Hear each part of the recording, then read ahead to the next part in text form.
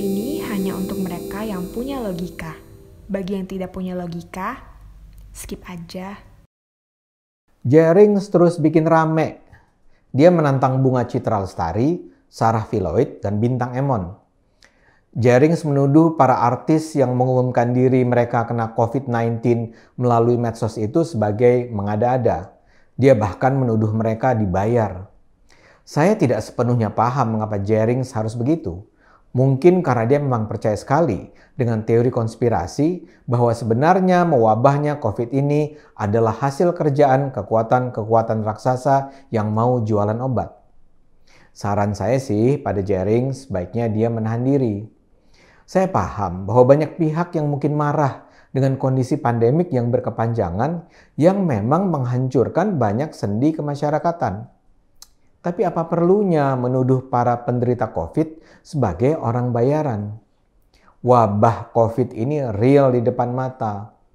Karena itu menjadi penting untuk bersatu, mencari cara terbaik untuk mengatasi penderitaan bersama ini. Kita belum tahu cara terbaik untuk mengatasi COVID. Karena itu, sikap saling menghargai menjadi penting. Semangat itu pula yang saya ingin gunakan dan sarankan ketika kita bicara soal ivermectin. Ini adalah nama sebuah obat yang menjadi pusat kontroversi perang melawan COVID saat ini. Saya jelaskan dulu duduk perkaranya. Ivermectin adalah obat yang selama 40 tahun terakhir dianggap sebagai obat antiparasit yang efektif. Sedemikian ampuhnya, ivermectin bahkan disebut sebagai obat ajaib atau wonder drugs. Mereka yang menemukan ivermectin mendapat Nobel pada 2015. Belakangan, ivermectin ternyata dianggap juga sanggup membunuh virus. Dan karena itu namanya kini disebut sebagai obat yang akan mengalahkan COVID-19. Para pendukung ivermectin percaya bahwa obat ini berhasil menurunkan tingkat kematian dan jumlah kasus COVID-19 di India dan beberapa negara Amerika Latin. Tapi optimisme ini langsung dihadapi dengan sikap kritis. Misalnya saja di Indonesia, ivermectin tidak diakui sebagai obat COVID-19. Badan Pengawasan Obat Makanan sudah mengeluarkan pernyataan bahwa ivermectin resmi beredar di Indonesia hanya sebagai obat cacing. Menurut BPOM, tidak ada bukti yang cukup untuk menyatakan ivermectin sebagai obat COVID-19. World Health Organization (WHO) juga menolak memasukkan ivermectin dalam kategori obat penyembuh COVID. Tapi apakah dengan begitu kita sebaiknya mengabaikan saja kemungkinan untuk menggunakan ivermectin? Terus terang, saya mendua. Di satu sisi saya menghormati BPOM. Tapi di sisi lain, saya tidak melihat ada alasan yang cukup untuk menolak ivermectin. Kabar tentang keberhasilan ivermectin ini tidak datang dari sumber berita abal-abal. Salah satu lembaga yang aktif mengkampanyekan ivermectin adalah FLCC di Amerika Serikat, yaitu Frontline COVID-19 Critical Care. Isi organisasi ini adalah para dokter dan ahli kesehatan yang bereputasi tinggi. Temuan mereka menyebar di banyak jurnal. Dan mereka sangat percaya ivermectin adalah jawaban terhadap wabah COVID-19. Saya juga membaca sejumlah kesimpulan tentang hasil-hasil studi mengenai ivermectin. Saya ingatkan ya, saya bukan dokter dan bukan ahli kesehatan. Jadi saya hanya membaca sebatas pengetahuan saya sebagai orang awam. Tapi dari apa yang saya tangkap, saya rasanya paham mengapa ivermectin nampak sebagai obat yang sangat menjanjikan. Puluhan dokter dari seluruh dunia kini sedang mengkampanyekan efektivitas ivermectin. Berbagai artikel yang saya baca menunjukkan ivermectin sudah diakui sebagai salah satu cara penanganan COVID di lebih dari 20 negara. Kehadiran ivermectin mengurangi jumlah pasien yang harus dirawat di rumah sakit.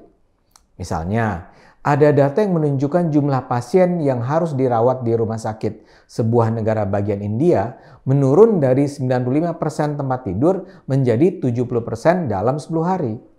Tingkat kematian pun turun. Tentu saja tidak ada data definitif apakah penurunan ini terjadi gara-gara ivermectin.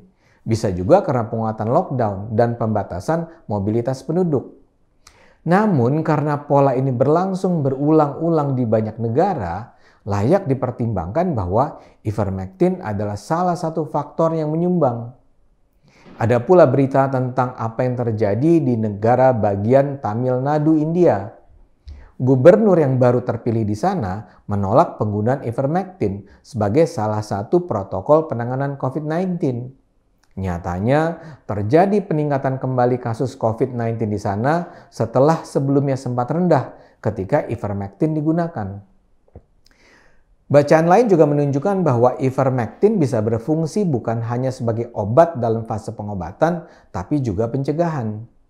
Jadi fungsinya bisa menjadi semacam vaksin. Ada banyak versi penjelasan tentang dosis ivermectin. Ada yang mengatakan cukup minum 3 tablet 12 mg dalam 3 hari berbeda, misalnya hari pertama, hari ketiga, hari kelima, untuk melindungi diri dari serangan COVID. Ada yang mengatakan cukup 1 kali tanpa harus mengulangnya. Begitu juga kalau sudah dalam tahap pengobatan. Ada yang mengatakan harus minum 1 tablet 5 hari berturut-turut. Ada yang mengatakan lebih sering.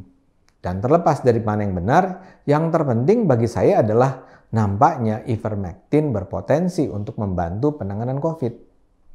Yang juga penting, sejauh yang saya baca, efek sampingnya relatif minimal. Yang disebut paling akan ada efek pada hati kalau digunakan untuk waktu yang lama secara terus-menerus. Padahal seperti saya katakan tadi, penggunaan dalam pencegahan dan pengobatan COVID dilakukan hanya dalam periode terbatas dengan dosis terbatas. Penting juga mencatat bahwa penggunaan ivermectin dapat dilakukan bersamaan dengan penanganan yang lain. Artinya, kita tetap bisa divaksin, tapi juga minum ivermectin untuk pencegahan.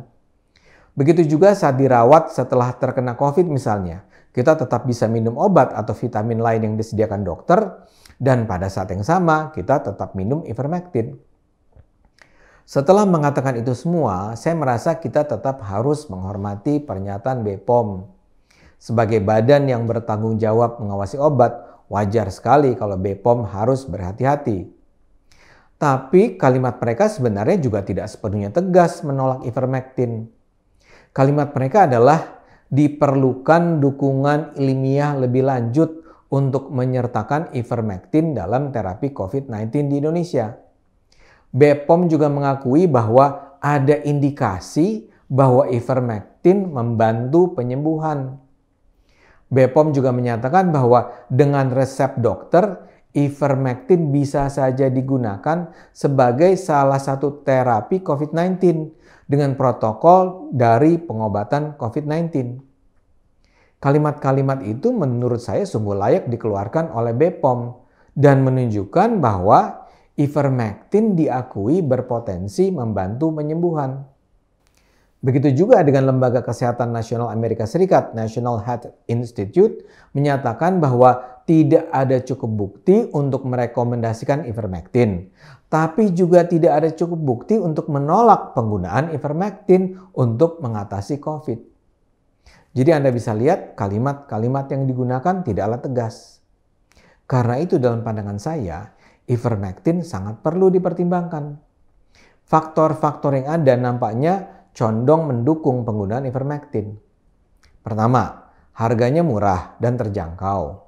Saat ini di Indonesia obat ini sudah diproduksi dan diedarkan PT Harsen Laboratories. Harganya sekitar Rp15.000. Kalau nanti PT Indofarma, salah satu BUMN di bidang farmasi, jadi memproduksi ivermectin generik, kabarnya harganya hanya Rp5-7.000. Kedua, paling tidak untuk sementara, ivermectin bisa membantu memperkuat kekuatan rakyat Indonesia yang belum divaksin. Vaksinasi rakyat Indonesia masih akan berlangsung dalam beberapa bulan ke depan dengan harga mahal. Kalau sekarang rakyat yang belum divaksin meminum ivermectin, mudah-mudahan itu akan menghambat penyebaran COVID-19. Ketiga, dalam tahap pengobatan, kehadiran ivermectin mudah-mudahan bisa mengurangi pasien yang harus dirawat di rumah sakit. Keempat, efek sampingnya minimal. Kelima, penggunaan ivermectin bisa dilakukan berbarengan dengan obat penanganan COVID yang lain. Apakah ada jaminan bahwa ivermectin akan menyelesaikan persoalan? Tentu saja tidak. Tapi kan kalau kita mau jujur, saat ini kita sebenarnya juga tidak tahu persis bagaimana mengalahkan COVID.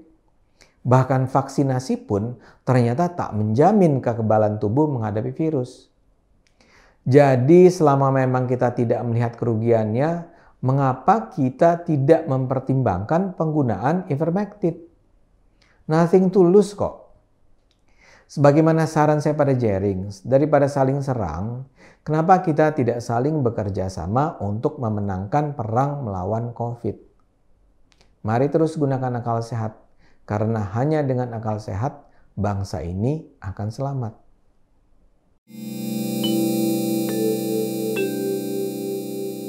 Video ini hanya untuk mereka yang punya logika. Bagi yang tidak punya logika, skip aja.